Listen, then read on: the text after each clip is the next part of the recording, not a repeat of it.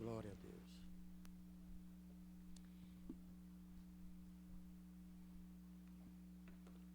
Ao único que é digno de receber a honra e a glória, a força e o poder, ao Rei eterno e imortal, invisível, mas real, a Ele ministramos o louvor.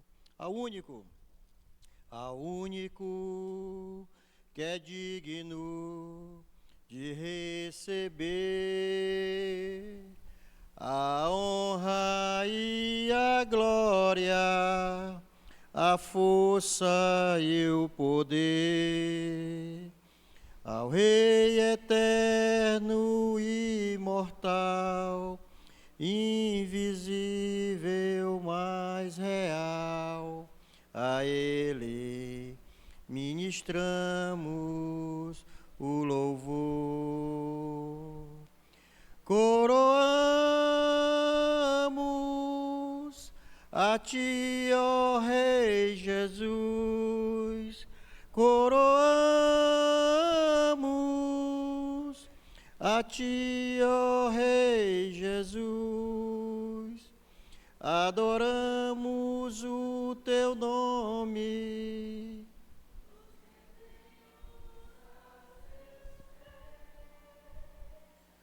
Consagramos todo o nosso ser a Ti. Ao único, somente Ele, só o nosso Senhor Jesus Cristo é digno de todo louvor, de toda honra, de toda adoração. Somente a Ele, ao único. Ele é o único, não há outro nome que deva ser adorado e louvado nessa terra por qualquer um de nós aqui. Só Ele é único. Glória a Deus. Amados, nós estamos iniciando hoje, na terça-feira, uma série de estudos que está lá em Filipenses. E essa série de estudos, nós vamos, nas terças-feiras, trazer para os amados irmãos. E eu queria convidar os irmãos a abrir a palavra do Senhor em Filipenses, do capítulo 1, do verso 19 ao 21. O tema dos estudos. O tema de hoje é expectativas gloriosas. Expectativas gloriosas. Está lá em Filipenses 1, do 19 ao 21.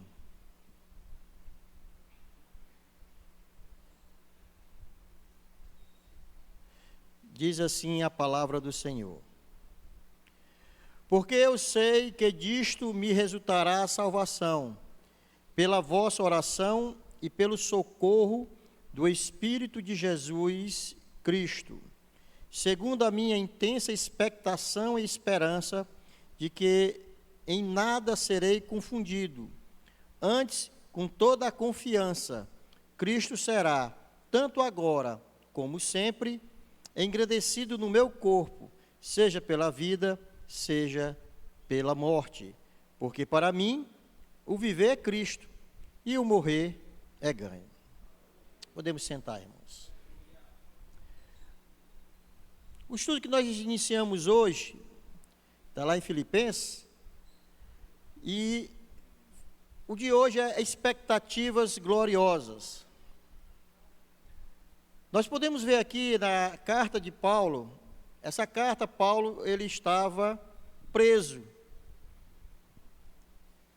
Chama-se as cartas da prisão. E Paulo estava preso.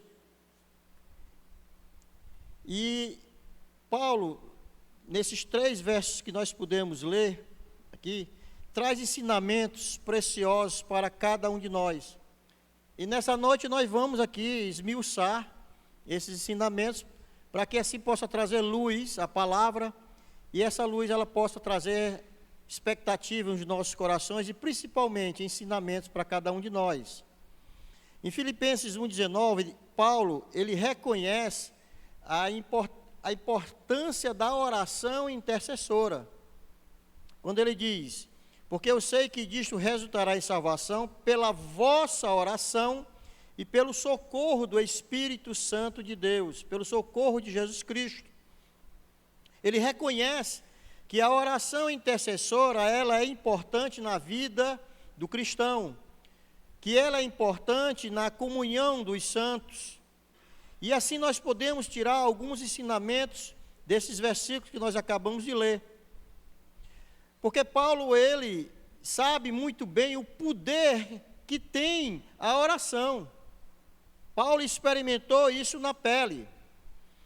E assim nós podemos ver que a oração intercessora, ela tem uma importância fundamental na vida da igreja, principalmente na vida da igreja. Em Tiago 5,16 diz assim: confessai as vossas culpas uns aos outros e orai uns pelos outros para que sareis, ou seja, para que sejam curados. A oração feita por um justo pode muito em seus efeitos. Tiago fala isso para nós, no sentido de que nós devemos estar em oração uns pelos outros.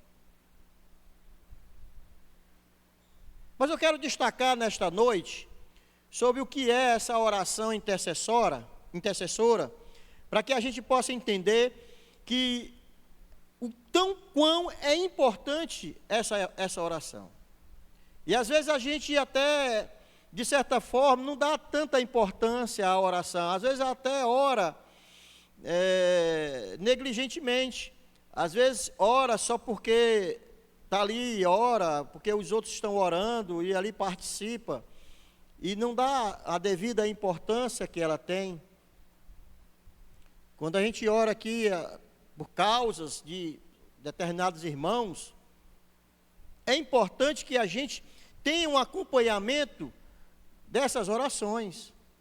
Isso mostra para nós, como cristãos, o quanto nós amamos aquela pessoa que nós estamos orando. Ela tem uma importância tão grande na vida do crente, que faz com que nós nos dediquemos à vida daquela pessoa. Eu vou esmiuçar isso aqui para vocês entenderem um pouquinho melhor. A oração intercessora, além dela ser um ato de amor, ela também é um ato de entrega. Você se debruça diante do problema, da situação daquela pessoa. A gente sabe que todos nós temos diversos problemas de todos os tamanhos e de todas as formas. Nós temos problemas e problemas. Eu sempre costumo dizer, sabe quem não tem problema? Eu costumo dizer isso, é aquele que já morreu. Aquele ali não tem mais problema não. Mas enquanto nós estivermos aqui nesta vida, nós vamos ter problemas. E a igreja a qual nós congregamos, ela é feita por problemas. Porque homens e mulheres, aonde tem homem e tem mulher, jovem, adolescentes, idosos, ou seja, onde tem um corpo de Cristo, tem problema. Há problemas. Porque nós somos seres que pensamos, nós vivemos e nós nos relacionamos. Por isso que a igreja, ela faz com que nós tenhamos essa percepção de que todos têm problemas e em determinado momento das nossas vidas nós vamos precisar de ajuda. Ninguém aqui vive isolado dentro de uma caverna. Nós dependemos um dos outros, uns mais e outros menos, mas dependemos. Nós precisamos ajudar uns aos outros. Quando Paulo diz, pela vossa oração e pelo socorro do Espírito Santo, ou de Jesus Cristo, Paulo está dizendo que nós precisamos das orações dos santos. Não tem ninguém aqui autossuficiente Não tem ninguém aqui super santo que não precise de oração de ninguém. Ora, o apóstolo Paulo, que tinha intimidade com Deus, precisava das orações. Quanto mais nós. As orações, ela faz com que nós tenhamos o impacto da comunhão. A comunhão entre os irmãos, entre os santos, ela precisa ser uma constante nas nossas vidas. Por isso que é tão importante, às vezes, irmãos, nós não deixarmos, ou nós deixarmos de estar juntos. Às vezes a gente não dá essa devida importância, às vezes é só um evangelismo, está indo ali, não vou, tal. É só um momento de lazer ali, no local tal. Não vou, é só um encontro com as mulheres. Eu não vou não. Irmãos, é muito importante estarmos juntos. Seja qual for o momento, precisamos estar juntos. Seja aqui na igreja, ou seja em qualquer outro local. É importante que nós tenhamos a comunhão, tenhamos a participação e o conhecimento de um dos outros. Eu jamais poderia dizer que amo alguém se eu não conviver com essa pessoa. Eu estaria sendo hipócrita. Uma vez eu fui numa igreja, aí o pastor lá gostava muito de dizer, diga isso para o seu irmão, diga aquilo para o seu irmão, diga aquilo acolá. E ficava todo falando assim, acho que ele queria que a gente pregasse lá sentado no banco, porque ele falava todo tempo assim, diga isso, diga aquilo. Aí eu olhava assim para aquela Alcione, aí ela pegava assim, diga agora para o seu irmão que ama o seu irmão. Aí eu olhei, estava sentado do meu lado, nunca tinha visto essa pessoa, nunca na minha vida. Não tinha nem perigo de eu dizer que amava ele. Mas não tinha mesmo, irmão, eu não sou hipócrita. Como é que eu vou amar uma pessoa que eu não conheço? Aí eu virei para aquela, eu te amo. Aí é mais facinho, né, dizer eu te amo para aquele. Sabe, irmãos? Então, para que eu possa dizer, Pedro, eu te amo, Pedro, eu já precisei comer 1 quilo de sal com esse homem, com Carvalho, com o Costa, a Thelma, Giovanni, a Armandina ali, a Fátima, todas essas pessoas que aqui congregam com a gente já pode dizer eu te amo, porque nós já comemos. O que é comer 1 quilo de sal? É comunhão, é convivência, é estar perto, é estar próximo, é estar junto.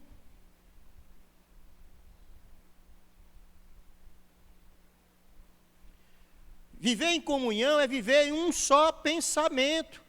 Todos nós aqui temos um só pensamento. Qual é o nosso pensamento único? É buscar a salvação, ou não é? É estar com o Senhor e viver eternamente com Ele. Pelo menos esse é o meu pensamento. Daqueles que têm Jesus no seu coração, esse deve ser o seu único pensamento, de buscar a salvação, de estar com Ele. Então, amados, a oração intercessora, ela é fundamental para que haja uma igreja saudável. Quando Paulo diz, olha, eu clamo pelas vossas orações, ele está dizendo assim, olha, eu preciso de vocês. Eu preciso de vocês. E aqui cada um de nós precisamos um dos outros. Você orar, pedir algo por alguém, você clamar ao Senhor pela vida de alguém, amados, isso comove o coração do Senhor. Eu mesmo, eu tenho uma facilidade muito grande de pedir para os outros. Eu tenho. Quando eu trabalhava, né? Agora não trabalho mais. Né, Pedro? Tu também não trabalha mais não, Pedro.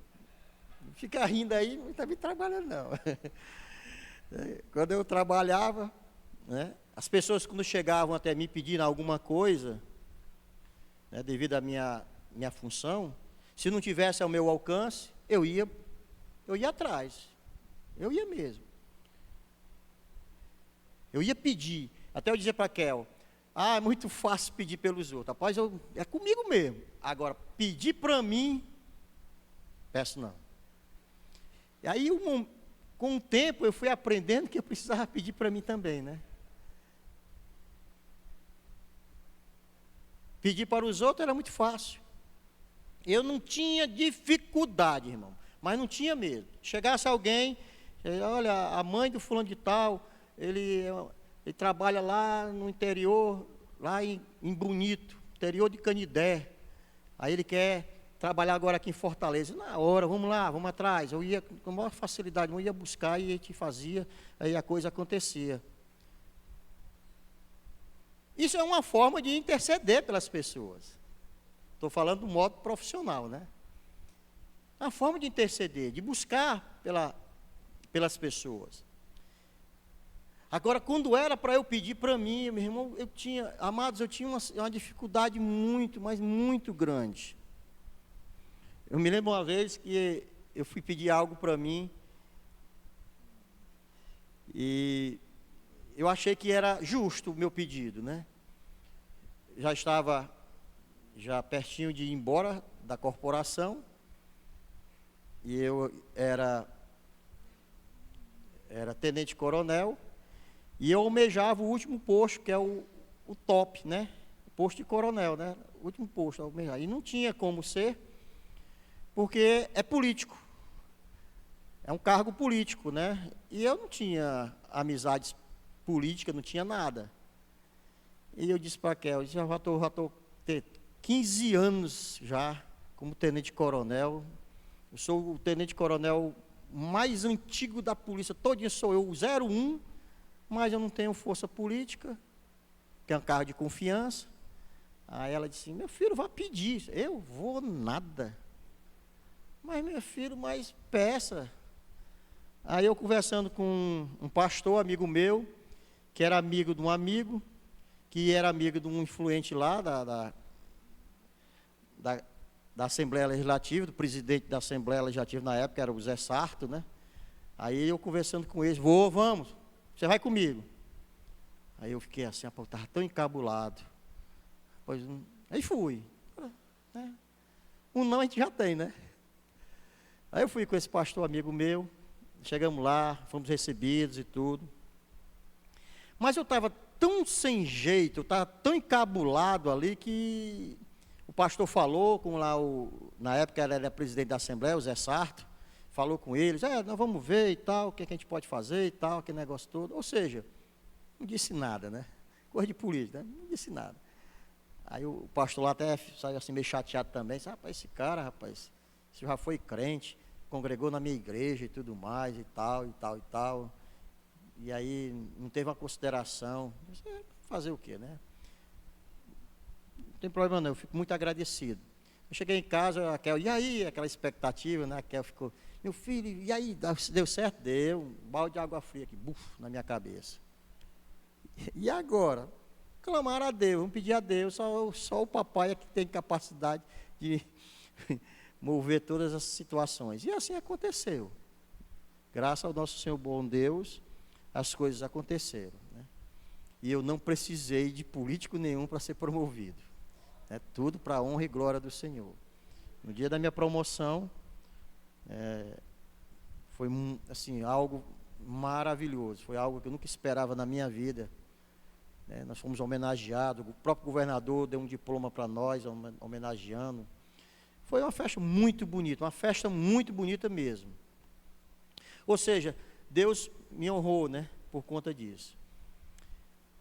Eu quero só falar aqui para os irmãos que a gente não pode ter essa dificuldade de pedir pelos outros, sabe?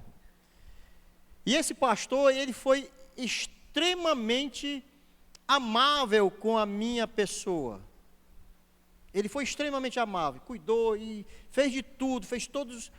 Eu acho que, eu disse até assim para ele, rapaz, tu está querendo, eu acho que tu querendo, a promoção é para ti, porque do jeito que tu está fazendo.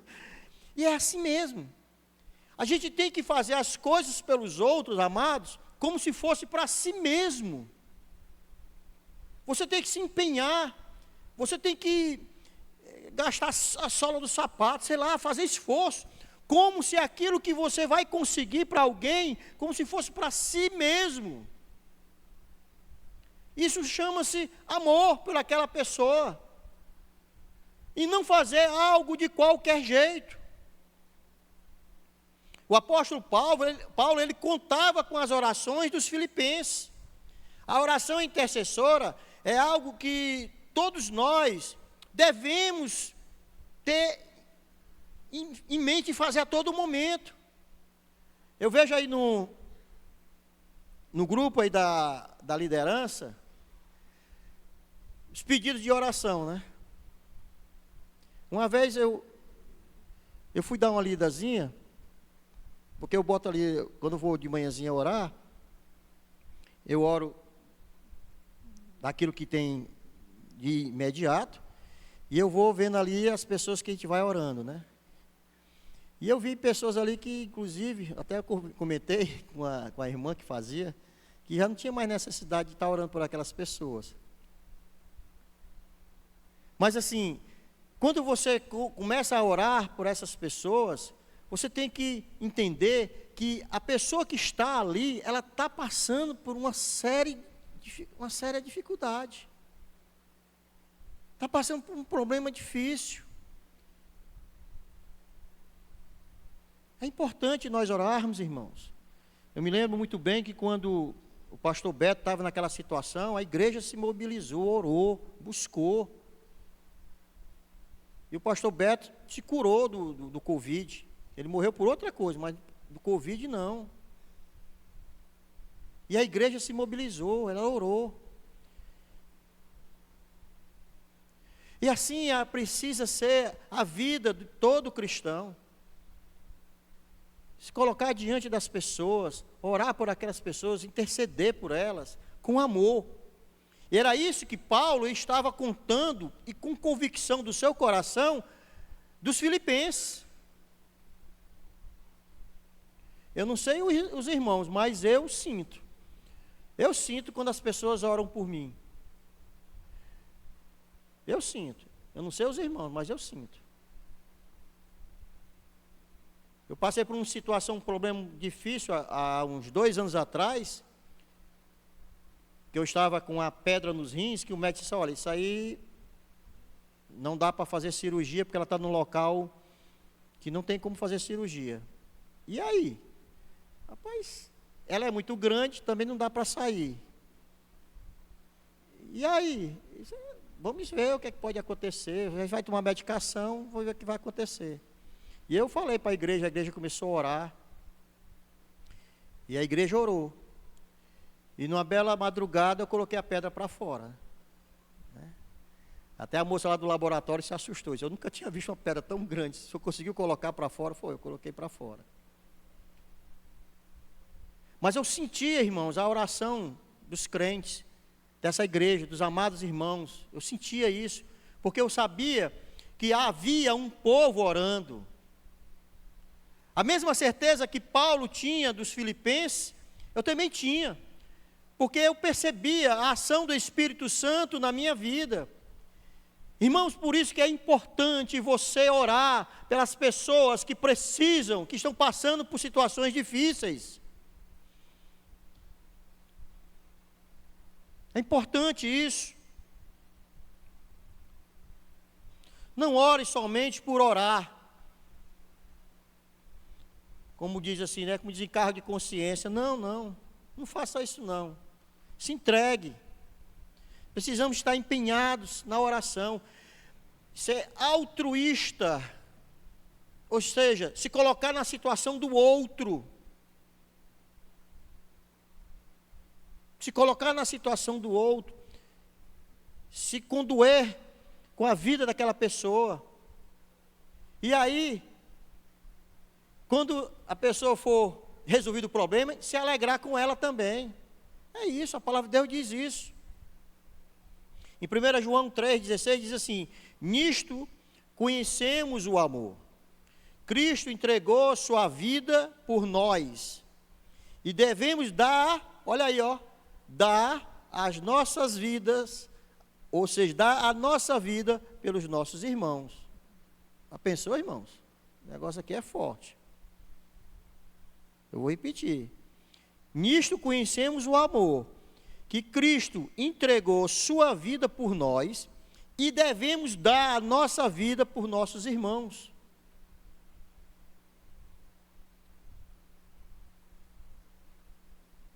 Isso é amor. Atualmente, irmão, nós vivemos assim numa ritualística tão pesada, um negócio tão surreal, num corre-corre tão grande, num algo que até nos afasta de muitas coisas que Deus fala aos nossos corações. O mundo hoje é um ativismo tão grande. Olha, rapaz, eu não sei como é isso não, o negócio é complicado. Hoje nós não paramos, eu e a Kel. O negócio é muito ativismo. É algo que a gente não consegue parar. Hoje tudo é complicado, é tudo assim muito difícil. Você tem, sabe? Às vezes você quer ir para ali, tem que pegar um trânsito muito pesado, né? Você quer ir resolver um problema, aí tem que pegar acesso ao aplicativo, bota para colar, não sei o quê, faz isso, vem cá. Hoje é tudo muito difícil, não sei porquê, que ao contrário que deveria ser fácil as coisas se tornam muito difíceis. E não precisava disso. As coisas precisam ser vividas de modo simples. De modo simples. O exemplo de Cristo foi esse. Ele se doou, ele se deu por amor a nós. Então Paulo confiava nas orações dos filipenses, porque ele sabia que havia um povo orando. Eu quero destacar aqui a importância da oração intercessora por conta disso, porque realmente ela move o coração do Senhor. Amados, não deixemos de orar pela vida das outras pessoas, dos nossos irmãos. Vejamos agora o verso 20, que é que ele diz: aguardo ansiosamente e espero que em nada serei envergonhado. Ao contrário, com toda a determinação de sempre, também agora Cristo será engrandecido em meu corpo, quer pela vida, quer pela morte. Nesse verso aqui, Paulo, ele traz uma grande expectativa, ele expressa assim, uma grande expectativa e uma esperança de não ser envergonhado em Cristo Jesus, mas que Cristo seja glorificado em sua vida, independente das circunstâncias. Independente das circunstâncias. A expectativa de Paulo é que Cristo ele seja glorificado na sua vida. Paulo já tinha percebido, já tinha sentido em outras ocasiões, né, quando esteve preso, lá na passagem de Atos 16, que a prisão, terremoto, e abriu-se as cadeias, ou seja, algo divino aconteceu. E Paulo sabia que isso poderia acontecer novamente. A expectativa de Paulo era essa. Em Atos 16, 36, ele diz isso. Que as orações, e ele, o que aconteceu? As prisões, as cadeias se quebraram, e tanto que o carcereiro se converteu. Ou seja, houve um milagre naquele lugar. Paulo sabia que Deus havia agido no passado, e ele poderia agir novamente, onde ele estava. Ele sabia que podia isso, porque Deus pode todas as coisas. Então Paulo, ele nutria essa esperança. Ele sabia que a liberdade podia acontecer a qualquer momento.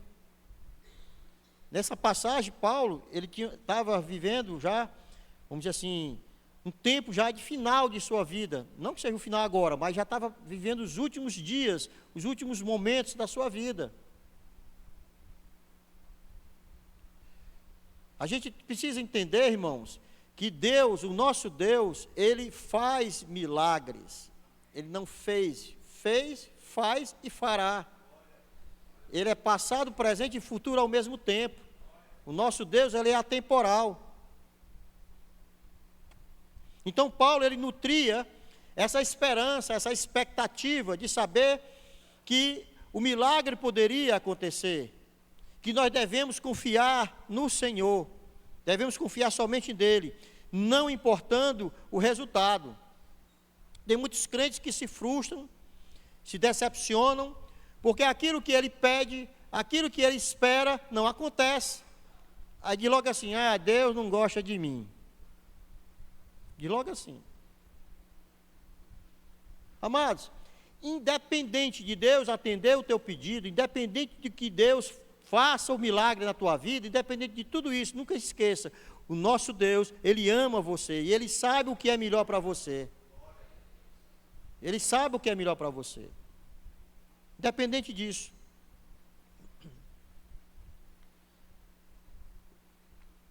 Uma vez uma pessoa perguntou para mim o que era fé.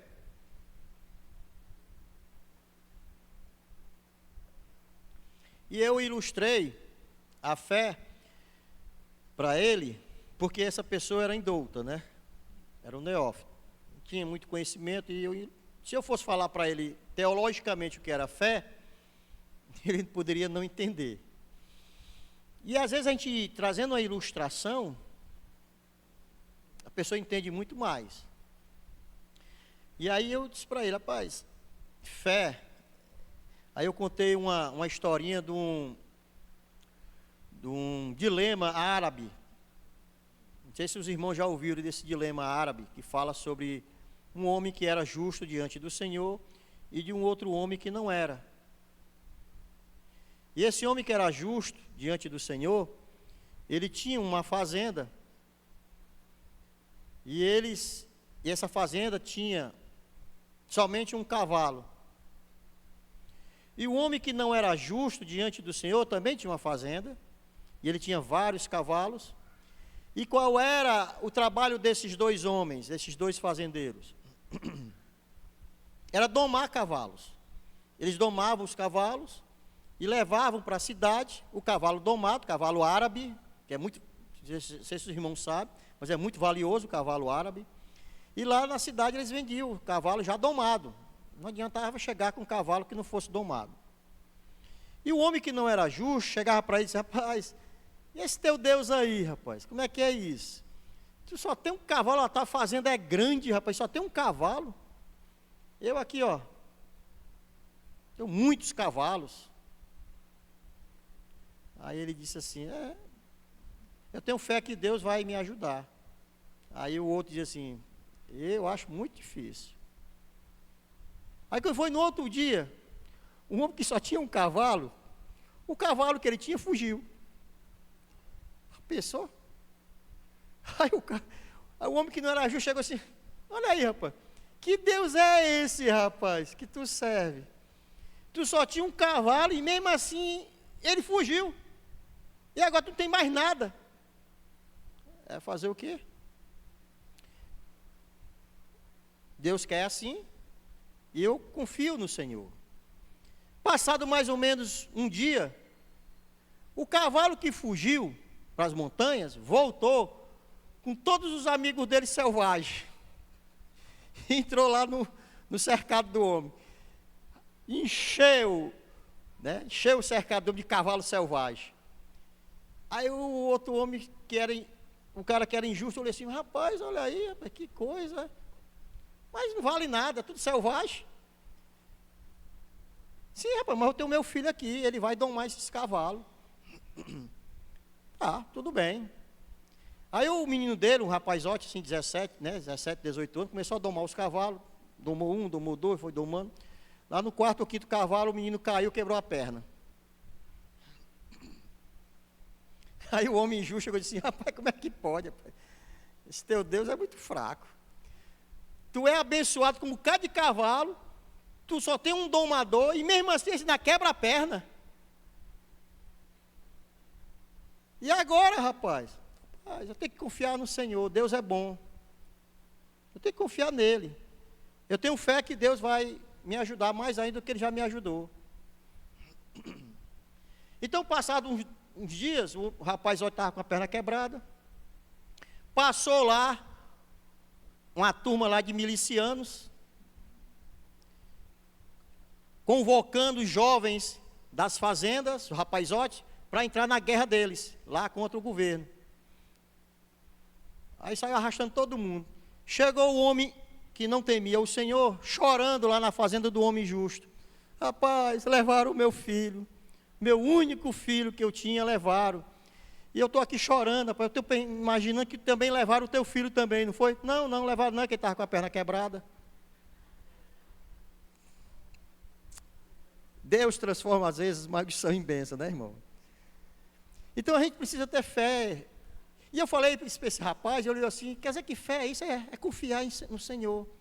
Que apesar das dificuldades, apesar dos momentos difíceis, Deus, Ele sempre transforma a maldição em bênção. Aquilo que pode parecer difícil, impossível para você, maldição, coisa ruim, não pense que isso é sua derrota, não, não é. Porque nós temos um Senhor, nós temos um Deus que cuida de cada um de nós. A nossa esperança, meus amados, está em Jesus, somente nele. Não coloquemos nossas esperanças nos homens, não, que você vai com certeza se decepcionar. A nossa esperança, a nossa expectativa é que o nosso Deus, Ele tem um lugar preparado para cada um daqueles que o amam. A nossa esperança está em Jesus. Somente Ele é capaz de promover a paz na tua vida. Se você se sente cansado, abatido, desmotivado, se motive, porque um homem morreu na cruz e derramou o seu sangue pela sua vida. Sabe, irmãos? Não é motivo para a gente se abater. Tem irmãos que qualquer besteirinha, rapaz, estou depressivo. Eu estou acabado. Que é isso, irmão? Não pode acontecer um empecilhozinho, alguma coisa dificultosa na sua vida, que já é motivo para ele. Isso é murmuração. Cuidado. Em Mateus 11, 28, 30, diz assim: venham a mim, todos que estão cansados e sobrecarregados, e eu lhes darei descanso.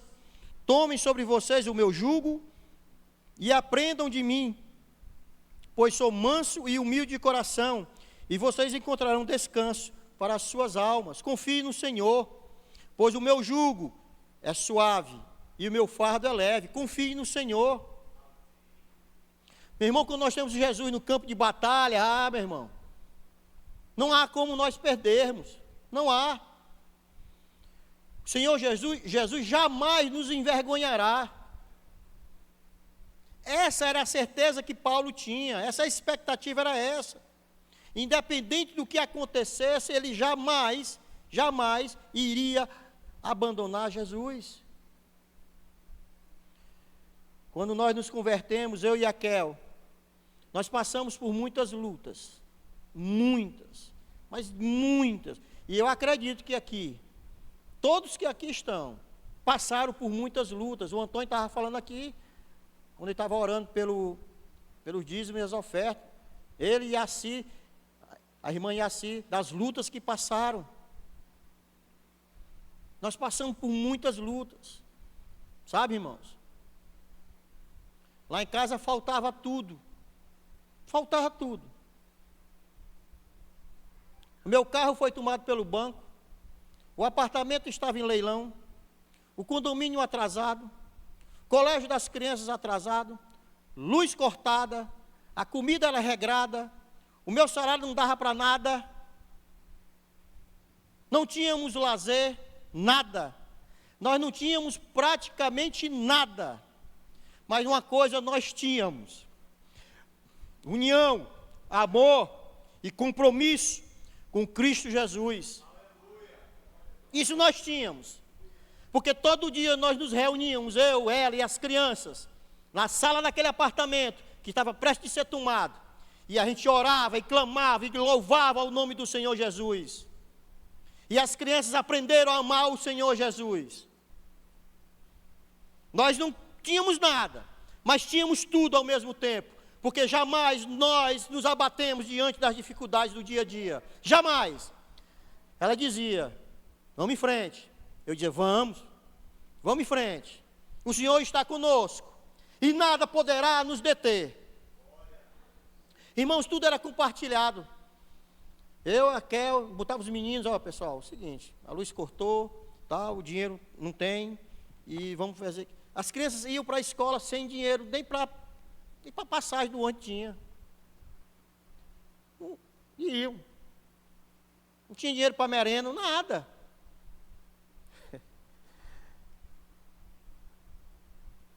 Eu me lembro que o Diamano, bichinho, ele queria merendar. Ou ele merendava, ou ele pagava a passagem do ônibus.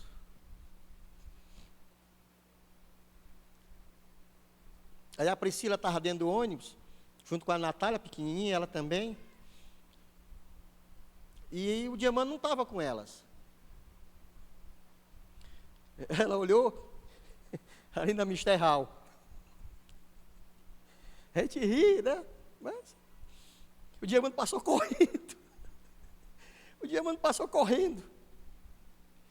Ele foi da Mr. Hall para Maraponga correndo, pobre velho. Porque não tinha dinheiro para pagar o ônibus. Porque ele queria comer, ele queria merendar, só isso que ele queria. E as meninas ficaram olhando e ele correndo. Mas tinha uma coisa que não faltava, era a união. A gente era uma família muito unida, e somos ainda hoje, porque nós ensinamos, eu e a minha esposa, princípios que jamais eles esquecerão, princípios que o amor de Cristo, ele supera todas as coisas, porque para mim o viver é Cristo, e o morrer é ganho. É isso que diz o verso 21? É.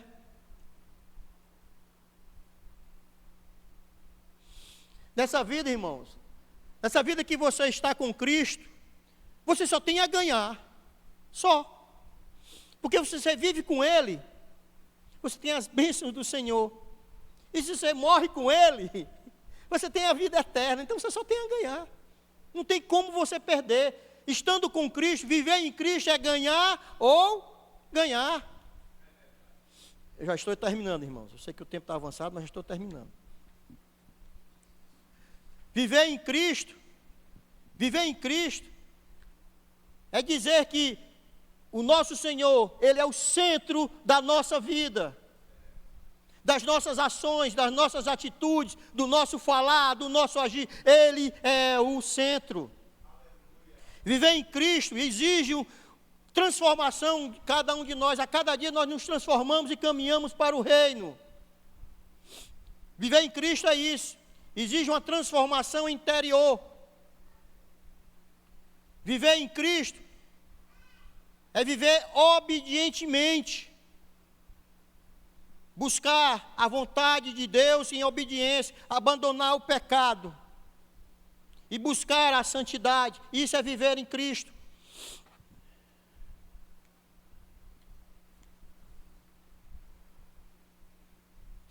Isso é viver em Cristo.